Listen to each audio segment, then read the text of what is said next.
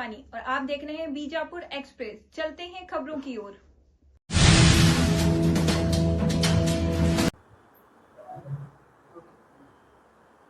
ಸಹೃದಯ ಮಾಧ್ಯಮ ಮಿತ್ರರೇ, ಇವತ್ತು ಪತ್ರಿಕಾಗೋಷ್ಠಿಯನ್ನ ಕರೆದ ಉದ್ದೇಶ ಏನಪ್ಪಾ ಅಂತಂದ್ರೆ, ನಾನು ನನ್ನ ಧರ್ಮಪತ್ನಿ ಪ್ರೀತಿ ಪತ್ತಾರ್ ಅವರು ಸೇರಿ ಈ 10 ವರ್ಷಗಳ ಹಿಂದೆ ಒಂದು ಸಂಸ್ಥೆಯನ್ನ ಹುಟ್ಟು ಹಾಕಿ ಆ ಮೂಲಕ ನಾವು ಸಮಾಜ ಸೇವೆಯನ್ನ ಮಾಡೋಣ ಅಂತ ನಿರ್ಧರಿಸಿದ ಮೇಲೆ 2016ರಲ್ಲಿ ನಮ್ಮ ಜ್ಯೇಷ್ಠ ಪುತ್ರಿ ಮಣಿಕರ್ಣಿಕಾ, ಇದು ಝಾನ್ಸಿ ರಾಣಿ ಹೆಸರು, ಆಕೆ ಹೆಸರಿಂದ ಸ್ಟಾರ್ಟ್ ಮಾಡೋಣ ಅಂತ ಆ ಹೆಸರನ್ನ ಸಂಕ್ಷಿಪ್ತಗೊಳಿಸಿ ಮನು ಸಾಮಾಜಿಕ ಜನಜಾಗೃತಿ ವಿವಿಧೋದ್ದೇಶ ಸಂಸ್ಥೆ ಅನ್ನುವಂಥ ಒಂದು ಸಂಸ್ಥೆಯನ್ನು ಹುಟ್ಟುಹಾಕಿ 10 ವರ್ಷಗಳಿಂದ ಸಾಮಾಜಿಕವಾಗಿ, ಸಾಂಸ್ಕೃತಿಕವಾಗಿ, ಸಾಹಿತ್ಯಿಕವಾಗಿ ಹಲವಾರು ಕಾರ್ಯಕ್ರಮಗಳನ್ನ ನಾವು ಮಾಡ್ಕೊತ ಬಂದಿದ್ದೀವಿ.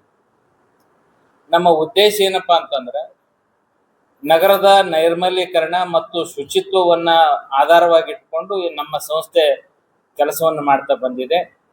ಮೊದಲಿಗೆ ಪ್ರಾರಂಭವಾದ ದಿನದಲ್ಲಿ ಅರವಟ್ಟಿಗೆಗಳನ್ನ, ನಗರದ ತುಂಬೆಲ್ಲ ಅರವಟ್ಟಿಗೆಗಳನ್ನಿಟ್ಟು ನೀರಿನ ಸೇವೆ ಮಾಡಿದ್ದೀವಿ. 2ನೇ ವರ್ಷದಲ್ಲಿ ಬೀದಿಯ ಮೇಲೆ ಬಿಸಿಲಿನಲ್ಲಿ ಕುಳಿತು ಚಮ್ಮಾರಿಕೆ ಮಾಡುವಂತ, ಚಪ್ಪಲಿ ಹೊಲಿಯುವಂತ ಕಾರ್ಮಿಕರಿಗೆ ಛತ್ರಿಗಳನ್ನ ಕೊಡುವಂತ ಕೆಲಸ ಮಾಡಿ, ಕರೋನಾದಲ್ಲಿ ಪೊಲೀಸ್ ಇಲಾಖೆ, ಜಿಲ್ಲಾಡಳಿತದ ಜೊತೆ ನಿರ್ಗತಿಕರಿಗೆ, ಭಿಕ್ಷುಕರಿಗೆ ಎಲ್ಲರಿಗೂ ಆಹಾರವನ್ನು ಒದಗಿಸುವಂತ ಕೆಲಸವನ್ನು ಮಾಡುವುದರ ಜೊತೆ ಶಾಲೆ ಕಾಲೇಜುಗಳಲ್ಲಿ ರಸ್ತೆ ಸುರಕ್ಷತೆ ಹಾಗೂ ಸಾಂಸ್ಕೃತಿಕವಾಗಿ ಮಕ್ಕಳ ಮೌಲ್ಯಯುತ ಶಿಕ್ಷಣದ ವ್ಯವಸ್ಥೆ ಹೇಗಿರಬೇಕನ್ನುವನ್ನ ಕುರಿತು ಜಾಗೃತಿ ಮೂಡಿಸುವ ನಿಟ್ಟಿನಲ್ಲಿ ಸಾಮಾಜಿಕವಾಗಿ ಹಲವಾರು ನಿಟ್ಟಿನಲ್ಲಿ ಸಂಸ್ಥೆ 10 ವರ್ಷಗಳಿಂದ ಕೆಲಸ ಮಾಡ್ತಾ ಬಂದಿದೆ. ಇವರು ಪ್ರೀತಿ ಪತ್ತಾರ್ ಸಂಸ್ಥೆಯ ಅಧ್ಯಕ್ಷರು. ಅರ್ಚನಾ ಪಾಠಕ್ ಇವರು ನಮ್ಮ ಸಂಸ್ಥೆಯ ಸದಸ್ಯರು. ಮಹಾನಂದ ಹೋದಾರ್ ಅವರು ಕೂಡ ನಮ್ಮ ಸಂಸ್ಥೆಯ ಸದಸ್ಯರು. ವಾಲಿ ಮೇಡಮ್ ಅವರು, ಇವರು ನಮ್ಮ ಸಂಸ್ಥೆಯ ಸಕ್ರಿಯವಾದ ಸದಸ್ಯರು. ಜಯಶ್ರೀ ಅವರು, ಇವರು ಕೂಡ ನಮ್ಮ ಸಂಸ್ಥೆಯ ಸದಸ್ಯರು. ಹಾಗೂ ಅವರು ನಮ್ಮ ವಿಜಯಲಕ್ಷ್ಮಿ ಅವರು ಸಂಸ್ಥೆಯ ಸದಸ್ಯರು.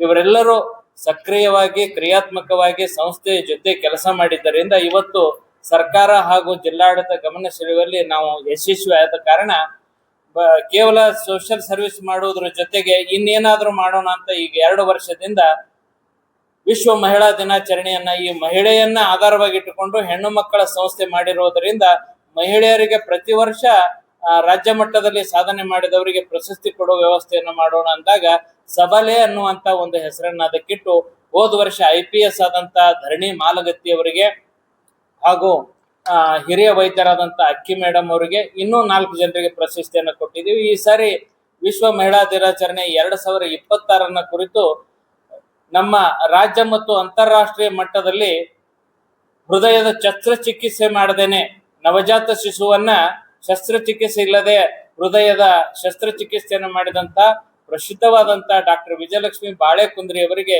ಈ ಬಾರಿಯ ಸಬಲೆ ಪ್ರಶಸ್ತಿಯನ್ನು ಕೊಡುವುದರ ಜೊತೆಗೆ ವಿನೂತನವಾಗಿ ನಮ್ಮ ಕರ್ನಾಟಕ ರಾಜ್ಯ ಅಕ್ಕಮಹಾದೇವಿ ಮಹಿಳಾ ವಿಶ್ವವಿದ್ಯಾಲಯದ ನೂತನ ಕುಲಪತಿಗಳಾದಂತ ಹಾಗೂ ಜ್ಞಾನಿಗಳಾದಂತ ಪ್ರೊಫೆಸರ್ ವಿಜಯ ಕೋರಿಶೆಟ್ಟಿ ಅವರಿಗೂ ಕೂಡ ನಾವು ಸಬಲೆಯ ಪ್ರಶಸ್ತಿಯನ್ನ ನಾವು ಈ ಸಾರಿ ಗೌರವಿಸ್ತಾ ಇದ್ದೀವಿ. ಅದರ ಜೊತೆಗೆ ಅಂತಾರಾಷ್ಟ್ರೀಯ ಮಟ್ಟದಲ್ಲಿ ಭರತನಾಟ್ಯದ ಕಲೆಯನ್ನ ವಿಜಾಪುರದಿಂದ ಒಯ್ದಂತಹ ವಿದುಷಿ ದೀಕ್ಷಾ ಬಿಸೆ ಅವರನ್ನು ಕೂಡ ನಾವು ಈ ಸಾರಿ ಸಬಲೆ ಪ್ರಶಸ್ತಿಗೆ ಆಯ್ಕೆ ಮಾಡಿದ್ವಿ. ಯಾಕಂತಂದ್ರೆ ರಾಷ್ಟ್ರದ ತುಂಬಾ ಹೆಸರು ಮಾಡಿದಂತ ಕಾಂತಾರ ಚಾಪ್ಟರ್ 1ರಲ್ಲಿ ಭರತನಾಟ್ಯದ ಮೂಲಕ ವಿಜಾಪುರದ ಹೆಸರನ್ನ ಅವರು ಹೆಚ್ಚಿಸಿದ್ದಾರೆ ಅನ್ನುವಂತ ಉದ್ದೇಶಕ್ಕೆ ಅವ್ರಿಗೂ ಕೂಡ ಕೊಟ್ಟಿದ್ದೀವಿ. ಇನ್ನೊಬ್ರು ಎಲೆಮರೆ ಕಾಯಿಯಂತೆ ನಾಟ್ಯ ಕಲೆಯನ್ನ ರಾಜ್ಯದ ತುಂಬಾ ವಿಸ್ತರಿಸತಕ್ಕಂತ ಅನುರಾಧ ಸುತಾರ್ ಅವರಿಗೂ ಕೂಡ ನಾವು ಪ್ರಶಸ್ತಿಯನ್ನು ಕೊಟ್ಟಿವಿ. ಈ ಕಾರ್ಯಕ್ರಮದ ಉದ್ಘಾಟನೆಯನ್ನ ಸಮಾಜ ಕಲ್ಯಾಣ ಇಲಾಖೆ, ನಾವು ಸಾಮಾಜಿಕ ಸೇವೆ ಮಾಡ್ತಾ ಇರೋದ್ರಿಂದ ಸಮಾಜ ಕಲ್ಯಾಣ ಇಲಾಖೆಯ ಮಹೇಶ್ ಪೋದ್ದಾರ್ ಅವರು ಮತ್ತು ಅವರ ಶ್ರೀಮತಿಯವರು ಕಾರ್ಯಕ್ರಮವನ್ನು ಉದ್ಘಾಟನೆ ಮಾಡ್ತಾರೆ. ಆ ಕಾರ್ಯಕ್ರಮದ ಅಧ್ಯಕ್ಷತೆಯನ್ನ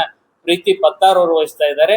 ಅದರ ಜೊತೆಗೆ ಮಹಿಳಾ ಮತ್ತು ಮಕ್ಕಳ ಅಭಿವೃದ್ಧಿಯ ಉಪನಿರ್ದೇಶಕರಾದಂತಹ KK ಚವ್ಹಾಣ್ ಅವರು ಮುಖ್ಯ ಅತಿಥಿಗಳಾಗಿ ಹಾಗೂ ಮಹಾನಗರ ಪಾಲಿಕೆಯ ಮಹಾವೀರ್ ಬೋರಣ್ಣ ಅವರು ಕೂಡ ಮುಖ್ಯ ಅತಿಥಿಗಳಾಗಿ, ಆಗ ಇತ್ತೀಚೆಗೆ ಸಾಮಾಜಿಕ ಜಾಲತಾಣದಲ್ಲಿ ತುಂಬಾ ಆಕ್ಟಿವ್ ಇರ್ತಕ್ಕಂತ ಶ್ವೇತಾ ಶರಣ್ ಮಾನತಾ ಹಾಸ್ಪಿಟಲ್ದ ಸಂಸ್ಥಾಪಕರು, ಇವರು ಕೂಡ ನಮ್ಮ ಕಾರ್ಯಕ್ರಮದಲ್ಲಿ ಇದ್ದಾರೆ. ಅದರ ಜೊತೆಗೆ ವಿಶೇಷ ಆಹ್ವಾನಿತರಾಗಿ Mahantesh Mulugund, Ajit N Mutheen, Prashant Hazare, Shri Ravi Kittur, Shri Anand Savanur, professor Gangadhar Sonar, professor Jyoti Upadhyaya ಇಷ್ಟು ಜನ ಕಾರ್ಯಕ್ರಮದಲ್ಲಿದ್ದು ಕಾರ್ಯಕ್ರಮದ ಪ್ರಶಸ್ತಿಯ ಜೊತೆಗೆ ವಿನೂತನ ಕಲಾವಿದರಾದಂತ ಹಾಗೂ ಸಂಗೀತದಲ್ಲಿ MA ಪದವಿಯನ್ನು ಪಡೆದಂತ ಮುತ್ತುರಾಜ್ ಮದನಭಾವಿ ಅವರಿಂದ ವಚನ ಸಾಹಿತ್ಯ ಸಂಗೀತ ಗೋಷ್ಠಿ ನಡೀತಾ ಇದೆ.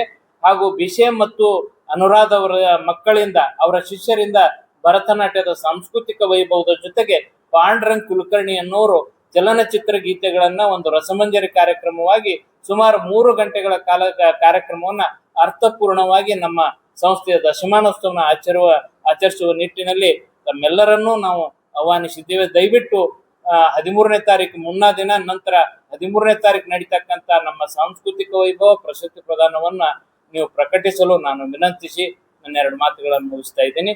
ಮುಂದೆ ವಿವರಣೆಯನ್ನ ನಮ್ಮ ಸಂಸ್ಥೆಯ ಅಧ್ಯಕ್ಷರಾದಂತ ಪ್ರೀತಿ ಪತ್ತಾರ್ ಅವರು ಮಾತಾಡ್ತಾರೆ.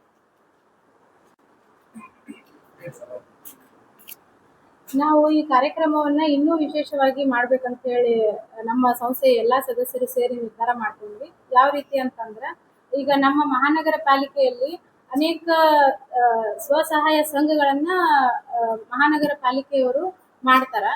ಮಾಡಿ ಅಲ್ಲಿ ವಿಶೇಷವಾದಂತಹ ಸಂಘಗಳು ಯಾವ ರೀತಿ ಅಂದ್ರೆ, ಸಂಘದಲ್ಲಿ ಸಾಲ ತಗೊಂಡು, ಬ್ಯಾಂಕಿಂದ ಸಾಲ ತಗೊಂಡು ಅದನ್ನ ಸರಿಯಾದ ಸಮಯಕ್ಕೆ ಕಟ್ಟುವುದ್ರ ಜೊತೆಗೆ ಆ ಸಾಲದ ಅಮೌಂಟ್ ಒಳಗ ಅವರು ಏನ್ ಮಾಡಿರ್ತಾರೆ ಅಂದ್ರೆ, ತಮ್ಮ ವೈಯಕ್ತಿಕ ಡೆವಲಪ್ಮೆಂಟ್ ಯಾವ ರೀತಿ ಮಾಡ್ಕೊಂಡಿರ್ತಾರ ಅಂತವ್ರನ್ನ ಗುರುತಿಸಿ, ಆಮೇಲೆ ವಿಶೇಷವಾಗಿ ಅಲ್ಲಿ ಏನಾದ್ರು ಅವರು ಬಿಸ್ನೆಸ್ ಸೆಟಪ್ ಮಾಡ್ಕೊಂಡಿರ್ತಾರ ಅಥವಾ ಅವರು ತಮ್ಮ ಗುಂಪನ್ನ ಯಾವ ರೀತಿ ಡೆವಲಪ್ ಮಾಡ್ಕೊಂಡಿರ್ತಾರ ಅವರನ್ನ ನಾವು ಗುರುತಿಸಿ ಒಂದು 30 ಸಂಘಗಳನ್ನ ಗುರುತಿಸಿ ಅವರನ್ನ ನಾವು ಸನ್ಮಾನ ಮಾಡ್ಬೇಕಂತ ಹೇಳಿ ಅನ್ಕೊಂಡಿವಿ. ಮತ್ತ 30 ಜನರು ಮಹಾನಗರ ಪೌರ ಕಾರ್ಮಿಕರನ್ನ ನಾವು ಗುರುತಿಸಿ ಅವರಿಗೆ ಸನ್ಮಾನ ಮಾಡ್ಬೇಕಂತ ಹೇಳಿ ಅನ್ಕೊಂಡಿವಿ. ಈ ಕಾರ್ಯಕ್ರಮ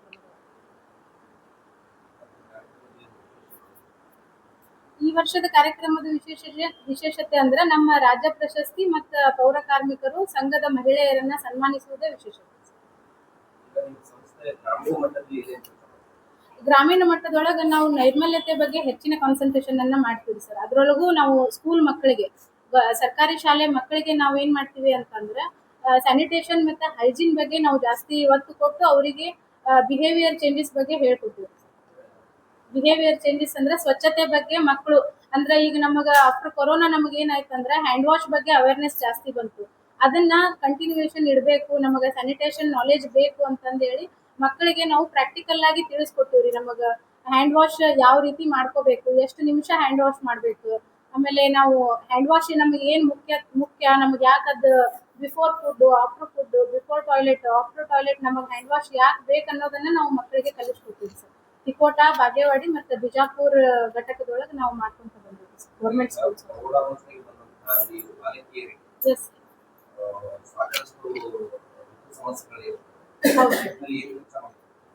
ನಾವು ಮೆನ್ಸ್ಟ್ರೇಷನ್ ಹೈಜೀನ್ ಮೇಲೆ ಮಕ್ಕಳಿಗೆ ವಿಡಿಯೋಸ್ ಅನ್ನ ತೋರಿಸಿವ್ರಿ ಸರ್. ಯೂಟ್ಯೂಬ್ ಬರುವಂತ ವಿಡಿಯೋಸ್ ಅನ್ನ ಶಾಲೆಯ ಮುಖ್ಯೋಪಾಧ್ಯಾಯರ ಪರ್ಮಿಷನ್ ತಗೊಂಡು ಮಕ್ಕಳಿಗೆ ನಾವೇನ್ ಮಾಡಿವಿ ಅಂತಂದ್ರೆ, ಮೆನ್ಸ್ಟ್ರೇಷನ್ ಹೈಜೀನ್ ಮೇಲೆ ಅವರಿಗೆ ವಿಡಿಯೋ ತೋರಿಸೋದ್ರ ಜೊತೆಗೆ ಕ್ವಶನರಿ ಡಿಸ್ಕಷನ್ ಮಾಡಿವ್ರಿ ಸರ್ ಅವ್ರ ಜೊತೆಗೆ. ಅಂದ್ರೆ ಮಕ್ಕಳು ಯಾವ ರೀತಿ ಸಮಸ್ಯೆ ಎದುರಿಸ್ತಾವ, ಅವ್ರು ಯಾರ ಜೊತೆ ಡಿಸ್ಕಷನ್ ಮಾಡಬೇಕು, ಹೆಚ್ಚಿನ ಸಮಸ್ಯೆ ನೀವು ತಡ್ಕೋಬಾರ್ದು, ತಡ್ಕೊಂಡ್ರೆ ಏನೇನು ಸಮಸ್ಯೆಗಳು ಆಗ್ತಾವು ಅನ್ನೋದನ್ನ ನೀವು ಮುಕ್ತವಾಗಿ ಮಾತಾಡ್ಬೇಕನ್ನೋ ನಾಲೆಜ್ ಅನ್ನ ನಾವು ಹೈಸ್ಕೂಲ್ ಮಕ್ಕಳಿಗೆ ಕೊಡ್ತೀವಿ.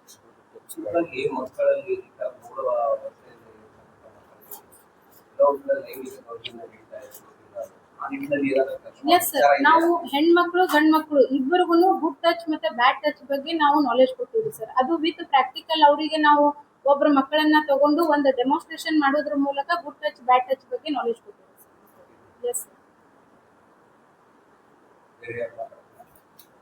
ಸಮಾಜ ಕಲ್ಯಾಣಕ್ಕಾಗಿ ಏನು ಸೇವೆಯನ್ನು ಕೊಡ್ತಾ ಇದ್ದಾರಲ್ಲ, ಆ ಒಂದು ಸಂಸ್ಥೆಗೆ ನಾವು ಒಬ್ರು ಸದಸ್ಯರಾಗಿ ಒಂದು ಹೆಮ್ಮೆ ನಮಗದ.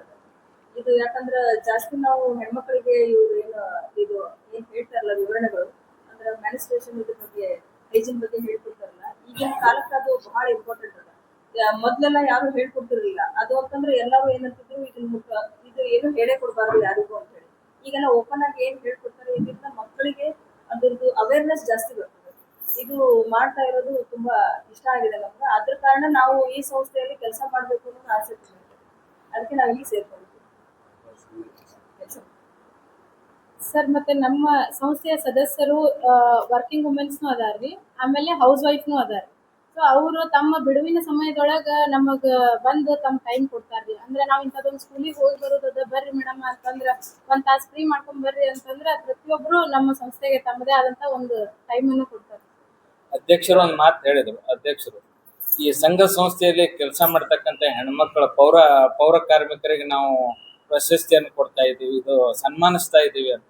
ಹೇಗಿದಾರೆ ಅಂತಂದ್ರೆ, ಸಂಸ್ಥೆಯಿಂದ ಮುನ್ಸಿಪಾಲಿಟಿಯಿಂದ ಸಾಲ ತಗೊಂಡು ಬೇರೆ ಮನೆಗಳಿಗೆ ಟೈಲ್ಸ್ ಅನ್ನು ಜೋಡಿಸೋದು ಮತ್ತು ಪೇಂಟಿಂಗ್ ಮಾಡುವಂತ ಕೆಲಸ ಇದೆ. ಆ ಸಾಲವನ್ನ ಅದಕ್ಕೆ ಬಳಸಿಕೊಂಡು ಇವತ್ತು ಅವರು ಸಬಲರಾದಕ್ಕೆ ಅವರನ್ನ ನಾವು 30 ಜನರನ್ನ ಅವತ್ತು ಸತ್ಕರಿಸ್ತಾ ಇದ್ದೀವಿ. ಇಲ್ಲಿ ತನ ಸರ್ಕಾರದ ಸಹಾಯ ಯಾವುದನ್ನು ತಗೊಂಡಿಲ್ಲ.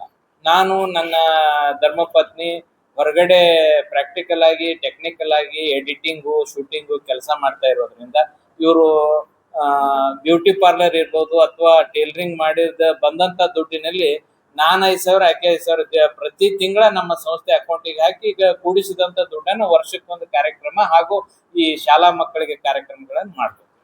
ಮುಂಬರುವ ದಿನಮಾನಗಳಲ್ಲಿ ಸರ್ಕಾರ ಮತ್ತು ಸಂಘ ಸಂಸ್ಥೆಗಳು ಏನಾರ ನಮ್ಮ ಜೊತೆ ಕೈ ಜೋಡಿಸಿದ್ರೆ ಸ್ಯಾನಿಟೈಸೇಷನ್ ಮತ್ತು ಮಕ್ಕಳ ಮೇಲೆ ಆಗ್ತಕ್ಕಂತ ಈ ಲೈಂಗಿಕ ದೌರ್ಜನ್ಯಗಳನ್ನ ಕುರಿತೇ ಜಾಗೃತಿ ಮಾಡುವಂತ ಕೆಲಸವನ್ನ ಗ್ರಾಮೀಣ ಮಟ್ಟದಿಂದ ನಾವು ಪ್ರಾರಂಭ ಮಾಡ್ಬೇಕನ್ನೋ ನಮ್ಮ ಉದ್ದೇಶ ಇದೆ. 13ನೇ ತಾರೀಕು ಬರ್ರಿ ಸರ್ ಅದ್ರಾಗ ಕೊಟ್ಟಿವ್ ಸರ್, ಇದ್ರಾಗ ಐತಿ ಪೂರ ಡೀಟೇಲ್ ಐತಿ.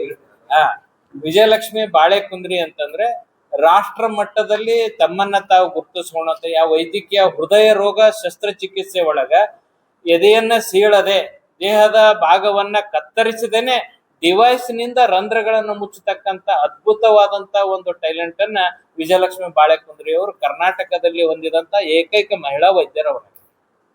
ಆದ ಕಾರಣ ಅವರು ನಮ್ಮ ಕರೆಗೆ ಹೋಗ್ಬಿಟ್ಟು ಅದಷ್ಟೇ ಅಲ್ಲದೆ ಸೃಜನಾತ್ಮಕವಾಗಿ ಮತ್ತು ಶರಣ ಸಾಹಿತ್ಯ ಸಾಹಿತ್ಯಾಗಿ ಮುಂದುವರಿತದೆ. ಹೀಗಾಗಿ ವಿವಿಧ ಒಂದು ಕಲಾತ್ಮಕವಾಗಿ ವಿವಿಧ ಮುಖಗಳಿಂದ ಅವರ ಅಭಿವೃದ್ಧಿಯನ್ನ ಸಮಾಜದ ಕೆಲಸವನ್ನು ಮಾಡ್ತಾ ಇರೋದ್ರಿಂದ ಒಬ್ಬರು ವೈದ್ಯರಾಗಿರೋದ್ರಿಂದ ಅವರನ್ನ ನಾವು ಪ್ರಶಸ್ತಿಗೆ ಆಯ್ಕೆ ಮಾಡ್ಕೊಂಡಿದ್ದೀವಿ. ಉದ್ಯೋಗದ ಮಹಿಳೆಯರಿಗೆ ಉದ್ಯೋಗ ಸೃಷ್ಟಿ ಮಾಡುವ ಯಾವ ರೀತಿ ಕೆಲಸ ಈಗ ಮಹಾನಂದ ಅವರು ಇದ್ದಾರೆ, ಮಹಾನಂದ ಅವರು ಅದಾರ. ಅವರು ಸ್ವತಂತ್ರವಾಗಿ ಮನೆ ಮೇಲೆನೆ ಒಂದು ಬಿಲ್ಡಿಂಗ್ ಮಾಡಿ ಆರಿ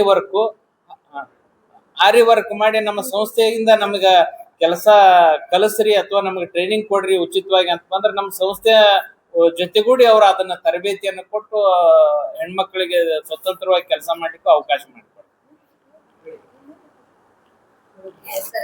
ಮಾಡ್ಬೇಕು ಅನ್ಕೊಂಡಿವಿ ಅಂತಂದ್ರ 1 ತಿಂಗಳ ಫ್ರೀ ಉಚಿತ ಕೌಶಲ್ಯಾಭಿವೃದ್ಧಿ ಸೌಂದರ್ಯವರ್ಧಕ ಕೌಶಲ್ಯಾಭಿವೃದ್ಧಿ ತರಬೇತಿಯನ್ನ ಉಚಿತವಾಗಿ ಹೇಳ್ಕೊಡ್ಬೇಕು ಅಂತ ಹೇಳಿ ಅವರ ಪ್ರೋತ್ಸಾಹದಿಂದ ಮಾಡ್ಬೇಕಂತ ಹೇಳಿ ಅನ್ಕೊಂಡಿವಿ.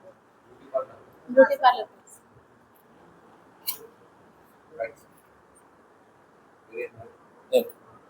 ಕಾರ್ಯಕ್ರಮಕ್ಕೆ ಬರಬೇಕು, ಬಂದ ಎಲ್ಲಾ ಸುದ್ದಿನ ಕವರ್ ಮಾಡ್ಬೇಕು ಅಂತ ಹೇಳಿ ತಮ್ಮಲ್ಲಿ ಕಳಕಳಿ ವಿನಂತಿ ಮಾಡ್ತೀನಿ. Thank you.